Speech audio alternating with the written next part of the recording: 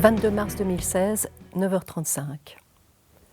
Peu à peu, je me sens basculer dans un autre temps. Un immense désespoir, une solitude profonde, comme je n'en ai jamais connu.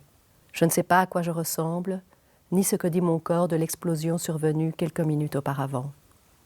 Rapidement, un secouriste m'ordonne de ne pas rester couché, de m'asseoir et de ne pas boire. Il pose sur moi une plaque rouge réservée aux victimes prioritaires. 25 novembre 2017. Nouveau rendez-vous chez le psy. J'évoque la semaine difficile que je viens de passer. Il aborde la question de l'optimisme et de la perte de l'optimisme. Cela me touche. J'en étais restée à la perte de l'insouciance. Un mot déboule dans notre discussion, la violence. Non pas celle des attentats, mais plutôt celle qui sévit quotidiennement, dont nous sommes coupables, parfois sans le vouloir, et sur laquelle nous nous interrogeons assez peu. Que nous a enseigné la violence des attentats ? Ce que j'ai trouvé dans ce groupe-ci et qui a fait qu'on s'est réunis, c'est l'urgence de faire quelque chose et de s'interroger sur ce qui nous est arrivé, pourquoi ça nous est arrivé et qu'est-ce qu'on a envie d'en faire.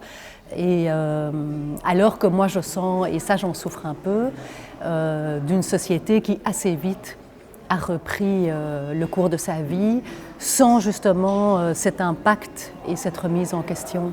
Et dans ce groupe, c'est ça que j'ai trouvé, quoi. C'est ce même désir de pouvoir travailler avec ce qu'on a vécu, mais de le transformer en quelque chose de positif.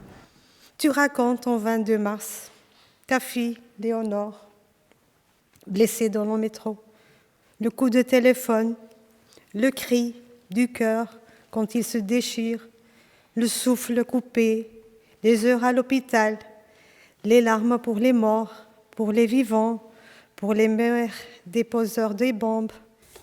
Tu racontes le fils parti à l'âge de 18 ans, la lettre laissée, la stupeur, la dévastation.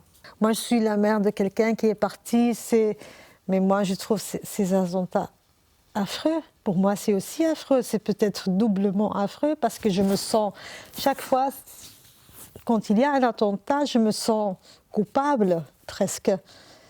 Et les gens qui me disent « Et toi, qu'est-ce que tu trouves ?» Mais allô, je suis une mère normale. Je pense qu'on touche très très fort l'humanité aussi qu'il y a autour de nous à ce moment-là, que ça nous relie à l'humain et que du coup, on n'a pas du tout envie d'être du côté de la haine. C'est un travail parce qu'il y a on cherche ensemble justement ce qu'on peut faire en commun, et donc c'est pas simplement un groupe de parole, c'est un groupe de travail. Donc le travail, ça demande un effort, c'est fatigant, c'est voilà, difficile. Je ne sais pas si c'est difficile, ça demande un effort, oui.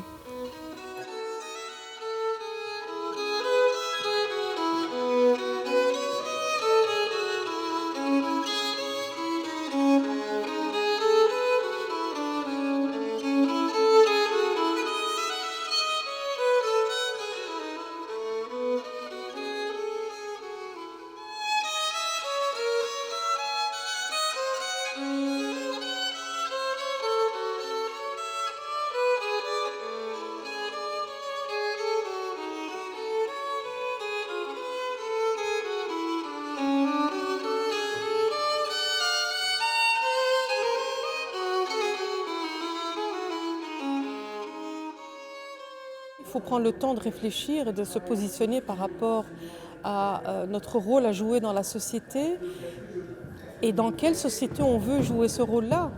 Voilà, définir la société de demain et être acteur de ce changement. Et le changement, on ne peut pas changer les gens, mais on peut se changer soi-même. Face à la barbarie et à l'horreur, on a besoin de remettre de l'humanité, de remettre de l'espoir, de remettre l'envie d'être ensemble. Je suis très fière d'avoir pu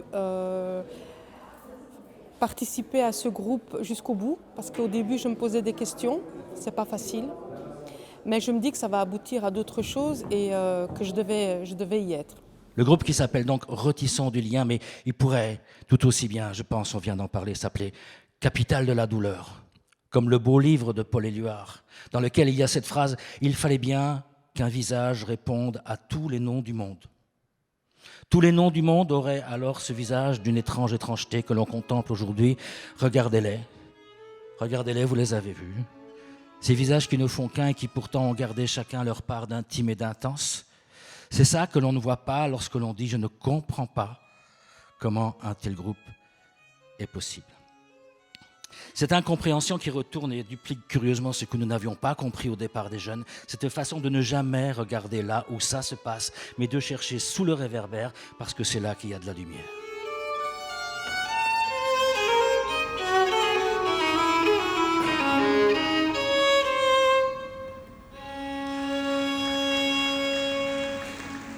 Comment pouvons-nous faire société ensemble si nous avons peur les uns des autres ? Le conflit est inhérent à tout groupe humain, mais dans nos sociétés, nous avons décidé de le régler par le débat démocratique.